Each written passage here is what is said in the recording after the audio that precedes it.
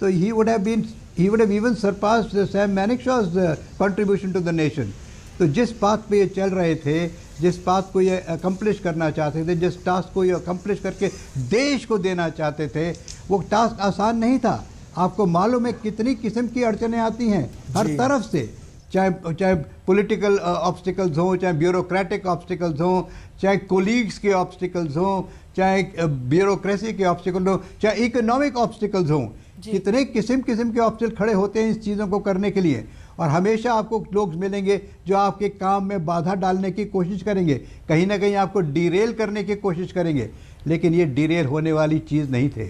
He was not the type who was going to be derailed by some small speed breakers that we put before him. He was crossing each one of them one by one. और अंत में देखिए ये कहाँ से कहाँ ले गए। हम मानते हैं ना कि जॉइंट कमांड्स के बारे में काफ़ी रुकावटें आ रही थी, CDS के चार्टर क्या को उसमें बड़ी रुकावटें आ रही थी। इनकी what will be his position in the among the hierarchy of the military, वो बड़ी इशू आ रही थी। ये एग्जैक्टली क्या कंट्रोल करेंगे, ये मिनिस्ट्री ऑफ डिफेंस में किस तरह की इक्वेशंस बनाएंगे। Those are all the difficult task. उसका कोई प्रेसिडेंस तो था नहीं कि ये अगर CDS बन जाएंगे तो डिफेंस मिनिस्ट्री में इनका स्टेटस ये रहेगा, गवर्नमेंट में ये स्टेटस रहेगा। ये तो बनाना पड़ रहा था। केवल appointment of chief of defence staff is not adequate. He had to make sure that the chief of defense staff actually becomes the chief of defense staff and is a major participant in the decision making of the government of India. जी, और अब वो गमगीन पल जो हम इस समय तस्वीरों में देख रहे हैं, अर्थी से उठाकर अब पार्थिव शरीर को चिता पर रखा गया है। जो पूजा अर्चना की प्रक्रिया होती है, जो शुरू में जब जिसे हमने उनकी अंतिम यात्रा के अंतिम चरण कहा, अब चिता पर स्थापित किया गया है पार्थिव शरीर को और अब अंतिम संस्कार किया जाएगा। लेकिन देखिए ना, कोई भी सैनिक होता है और कोई एक ऐसा वीर सैनिक, एक ऐसा योद्धा, एक ऐसा महायोद्धा जो जनरल बिपिन रावत जैसा हो, उसके अंतिम संस्कार के समय भी पूरा जीवन कौंध जाता है आंखों के सामने। दुश्मनों के कैसे छक्के छुड़ा देते थे, किसी के सामने नजर झुकाने की आवश्यकता नहीं पड़ती थी, न कभी डिगते थे न डरते थे। आज इसीलिए वहां पर बैठा हर एक व्यक्ति उस कद को महसूस करता हुआ अपनी जगह पर बिल्कुल स्थिर बैठा है। बाहर जो लोग खड़े हैं वो दिल्ली की उस ठंड से लड़ते हुए भी अपनी जगहों पर खड़े हैं, उस तिरंगे को लहरा रहे हैं, क्योंकि उस ठंड के बीच भी जो देश प्रेम लहू में उबाल लाता है, उनका लहू इस समय खौल रहा है।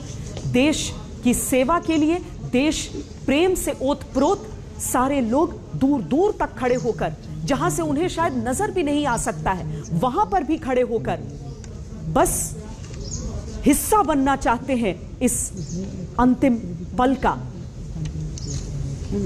और उनकी थिंकिंग के बारे में, उनकी सोच के बारे में देखिए कितनी आगे की थी उनकी सोच। चाहे सैन्य रूप में आप देखिए या परिवार के रूप में देखिए, देश के लिए ये एक दिशा तय करती है श्वेता। उनकी बेटियां उनकी अंत्येष्टि कर रही हैं, उनकी बेटियां उनका अंतिम संस्कार कर रही हैं। बेटा हो या बेटी, दोनों में कोई फर्क नहीं, दोनों में कोई अंतर नहीं। दोनों बेटियां तारिणी और कृतिका साथ मिलकर अपने माता और पिता का अंतिम संस्कार कर रही हैं, पूरे विधि विधान रीति रिवाज का पालन करते हुए। ये समाज के लिए श्वेता एक बहुत बड़ा संदेश और संकेत है। भारतीय सेना न जाने कितने ऐसे ही मिसाल हमारे सामने पेश करती है, और चाहे आप आज जो लोग उनके पीछे पीछे दौड़ते हुए यहाँ तक पहुँचे हैं बरार स्क्वायर तक, उन सबको देखकर यही समझ में आता है कि एक सीख को सबने आत्मसात किया है। चाहे आपको मौका मिला हो या न मिला हो वर्दी पहनकर देश की सेवा करने का, लेकिन आप जो भी वस्त्र पहने, आपकी जो भी जिम्मेदारी हो, जो भी नौकरी हो, लेकिन देश के लिए आप क्या कर सकते हैं। क्योंकि एक बहुत पुरानी ये कहावत है कि ये मत पूछो कि देश ने तुम्हारे लिए क्या किया, ये पूछो कि तुमने देश के लिए क्या किया। ये जो सवाल है ये हमारे इन वर्दीधारियों के जरिए ही हमारे सामने आता है। एक पल को रुक कर ये नहीं सोचते कि इन्हें क्या मिल रहा है, सिर्फ ये सोचते हैं कि ये क्या दे रहे हैं। जनरल सहाय, आज और इस समय हम उन सारी पुरानी चीज़ों को याद करने का प्रयास कर रहे हैं जिनके जरिए हम जश्न भी मना सके एक महायोद्धा के उस जीवन की।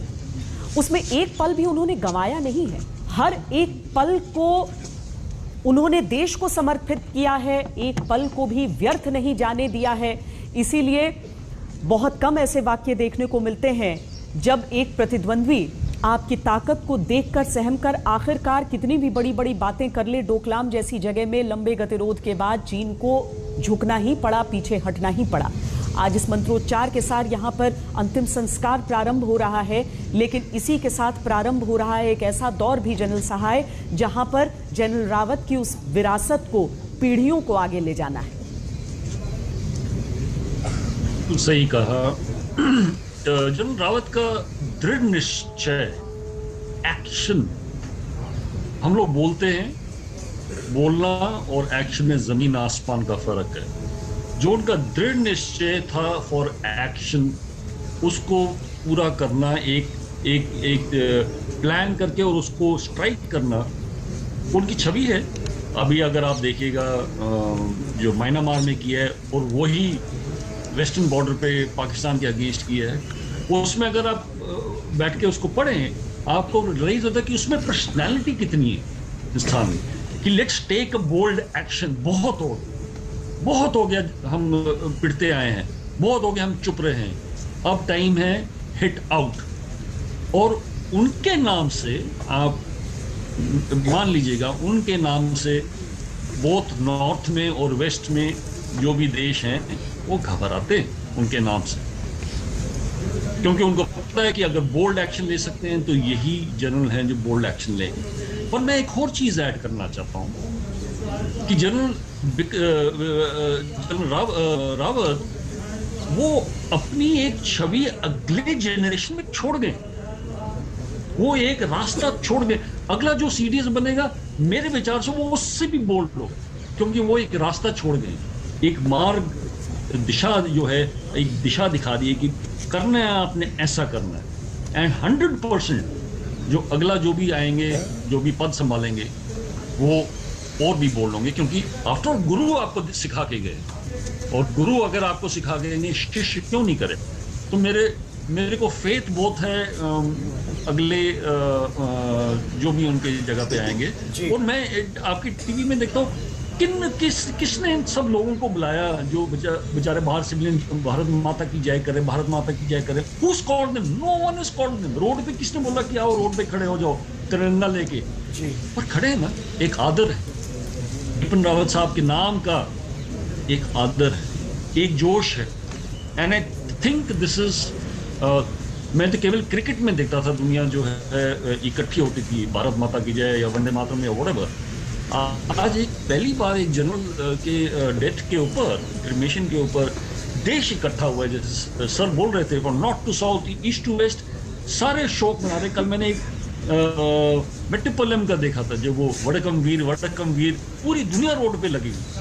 He is put the country together even in his death. इसमें तो दो राय नहीं कि हमारी सेना हमारे देश को एक सूत्र में पिरोती है, लद्दाख से लक्षद्वीप तक, अरुणाचल प्रदेश से गुजरात तक, इसमें तो दो राय नहीं। लेकिन जनरल बिपिन रावत ने अपने व्यक्तित्व से किस तरह जोड़ा, आपने जैसा बताया हमें, वीर वणक्कम करते हुए कतारें लगी हुई थी